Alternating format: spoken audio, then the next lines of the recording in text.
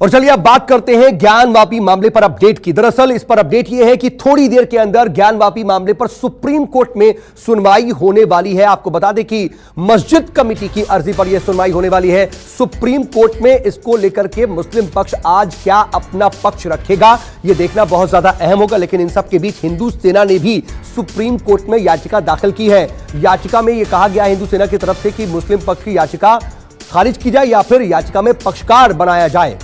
अब थोड़ी देर में ज्ञानवापी मामले पर सुप्रीम कोर्ट में यह सुनवाई होगी। इसको लेकर के सुप्रीम कोर्ट का क्या रुख रहता है, मुस्लिम पक्ष अपना क्या पक्ष रखता है, यह देखना जरूरी होगा। और इस वक्त सुप्रीम कोर्ट से मेरे साथ मेरे सहयोगी प्रभाकर मिश्रा लाइव जुड़ रहे हैं। प्रभाकर, अब कुछ देर के अंदर ही सुनवाई शुरू होने वाली है, कितना अहम आज का दिन?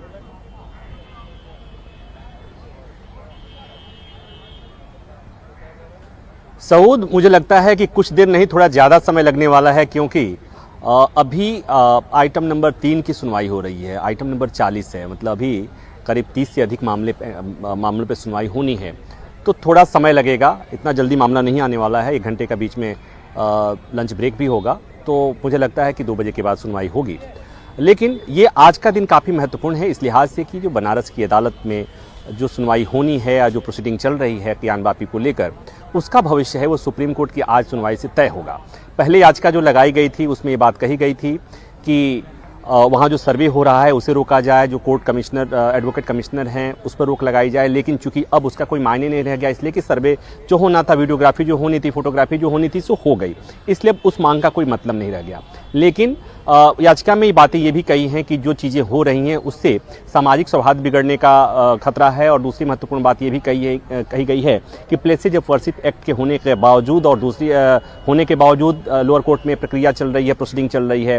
तीसरी महत्वपूर्ण बात ये कही गई है कि ज्ञानवापी के मामले में हाई कोर्ट में मामला लंबित है, उसके बाद भी बनारस की निचली अदालत में सुनवाई हो रही है, इसलिए इसमें सुप्रीम कोर्ट को दखल देना चाहिए। तो ये बातें कोर्ट के सामने कही जाएंगी। कोर्ट के सामने ये भी बातें कही जाएंगी कि कल किस तरह से वहाँ पर ये कहा गया कि हिंदू पक्ष की तरफ से दावा किया गया कि वजूखाने से शिवलिंग मिला हुआ है, और उसके बाद से कोर्ट ने एक तरफा आदेश जारी करके वहाँ पर सील करने का आदेश दिया, वहाँ पर बाकी लोगों के जाने के ऊपर पाबंदी लगा दी। तो ये तमाम बातें कोर्ट के संज्ञान में लाई जाएंगी और उसके बाद कोर्ट तय करेगा कि इसमें क्या करना है। इस बीच में हिंदू सेना की तरफ से याचिका लगाई गई है और उसके तरफ से कहा गया है कि उनका पक्ष भी सुना जाए, और उसमें मुस्लिम पक्ष की याचिका को खारिज करने की मांग की गई है। सवेरे सुनवाई के दौरान इसे मेंशन किया गया कि हमें भी सुनने का मौका मिलना चाहिए। तो जस्टिस चंद्रचूड़ जिनको इस बेंच की सुनवाई करनी है, इस मसले की सुनवाई करनी है, उन्होंने कहा कि जब सुनवाई होगी तो आपका रहना जरूरी है, आप उसमें मौजूद रह सकते हैं। तो कुल मिलाकर ये कि सुप्रीम कोर्ट की, जैसा मैंने पहले कहा कि सुप्रीम कोर्ट में जो सुनवाई होगी उस सुनवाई से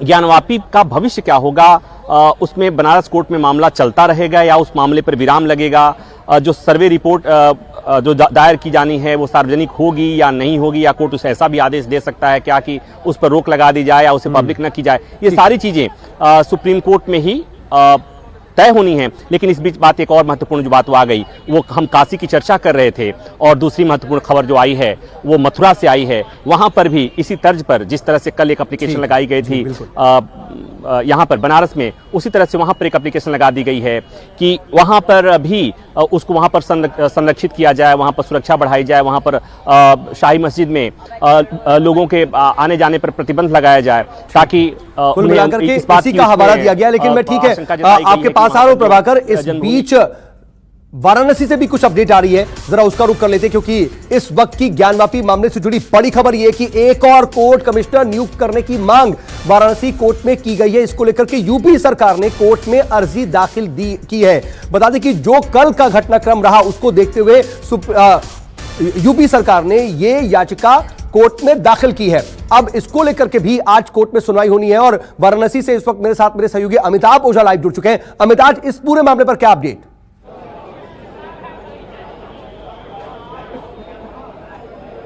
देखिए, अगर हम वाराणसी कोर्ट की बात करें तो अभी से कुछ देर के बाद जो कार्रवाइयाँ शुरू हुई, 3 महत्वपूर्ण मामलों में यहाँ पे सुनवाई होनी है। एक पहला जो मामला है उसमें है जो सर्वे हुई थी वो जांच रिपोर्ट सबमिट होती है कि नहीं। दूसरा जो बड़ा मामला है वो मामला है मुस्लिम पक्ष की तरफ से एक याचिका दाखिल की गई है जिस पे सुनवाई कोर्ट को करनी है कि उसमें जो वजू स्थल को जो सील किया गया है उसको लेकर उन्होंने याचिका लगाई है। तीसरी याचिका एक जो है यूपी सरकार के जो यहाँ जिला शासकीय अधिवक्ता हैं महेंद्र पांडे, उनके तरफ से एक 2 पेज की अर्जी लगाई गई है।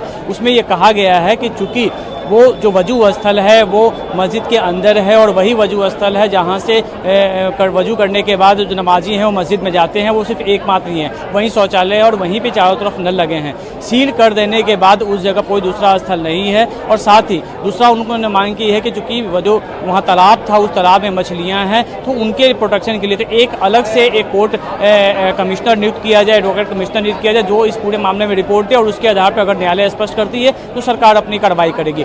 तो इन तीनों मामलों को लेकर अभी से कुछ देर के बाद सुनवाई शुरू होनी है और तीनों ही सुनवाई एक ही कोर्ट में आनी है। रवि कुमार दिवाकर जो यहाँ के स्पेशल जज हैं सिविल के, उनके कोर्ट में सुनवाई होनी है। फिलहाल जो आप देख रहे हैं, दिखाएंगे कि आपको कि मेरे पीछे जो आप देख रहे हैं, पुलिस ने इसके बाद का बैरिकेड कर दिया, यहाँ के बाद मीडिया को नहीं जाने दिया। लेकिन जो ऊपर का हिस्सा आप जो देख रहे हैं छत पर का, वहीं पे वो रवि कुमार दिवाकर की जो बेंच है, वहीं पे तीनों मामले की सुनवाई होनी है और अभी से कुछ देर के बाद वो सुनवाई होगी। एडवोकेट कमिश्नर जो नियुक्त किए गए से पहले सर्वे में अजय प्रताप सिंह वो यहाँ पहुँच गए हैं, अजय कुमार मिश्रा पहुँच चुके हैं और विशाल सिंह अब से कुछ देर के बाद आने वाले हैं। तीनों अगर रिपोर्ट सबमिट कर देते हैं तब तो मामले में आज ही सुनवाई होगी, अन्यथा इसमें दूसरा डेट लिया जा सकता है। हालांकि दो बातें आ रही है। विशाल सिंह के हवाले से खबर आई थी कि वो आज अपनी रिपोर्ट सबमिट करेंगे और जो सप्लीमेंट होगा वो बाद में करेंगे, जबकि अजय प्रताप सिंह से हमने भी कोर्ट परिसर में जब वो पहुंचे तो हमने बात की तो उन्होंने कहा कि अभी रिपोर्ट तैयार नहीं हुई, हम कोर्ट से समय मांगेंगे। अजय मिश्रा का भी यही कहना है कि अभी रिपोर्ट तैयार नहीं हो चुकी, काफ़ी बड़ी वीडियो रिकॉर्डिंग है, 200 से 2000 से ज़्यादा फोटोग्राफ्स हैं, तो उनको लेकर एक रिपोर्ट तैयार करने में अभी परेशानी हो रही है। लेकिन दूसरी तरफ एक जो बड़ी बात खबर सामने आ रही है कि कोर्ट उनसे आज प्राइमरी रिपोर्ट मांगेगी और उसके बाद इन्हें मोहलत देगी कि वो सप्लीमेंट रिपोर्ट में पूरी डिटेल से सारी चीज़ों को वो दोबारा दाखिल करें। लेकिन इन सब मामलों की सुनवाई जो है 12:30 का कहा गया है कि 12:30 बजे कोर्ट में बेंच लगेगी, उसके बाद एक एक कर तीनों मामले की सुनवाई होगी। मुस्लिम पक्ष के तमाम लोग यहाँ पे पहुँच चुके हैं। हिंदू पक्ष के जो वकील हैं, विष्णु जैन जो सुप्रीम कोर्ट के वकील हैं, वो अपनी पक्ष रखने के लिए वो भी यहाँ पे पहुंच चुके हैं और दोनों पक्षों की तरफ से प्रभाकर कह रहे हैं कि कुछ समय लग सकता है सुप्रीम कोर्ट में सुनवाई को लेकर के, और आप बता रहे हैं कि इसमें सुनवाई चल रही है, आगे भी इसमें क्या कुछ होगा उस पर आप नजर बना रखिएगा। आगे भी हम आपसे अपडेट जुड़ेंगे। फिलहाल के लिए आप दोनों का बहुत शुक्रिया।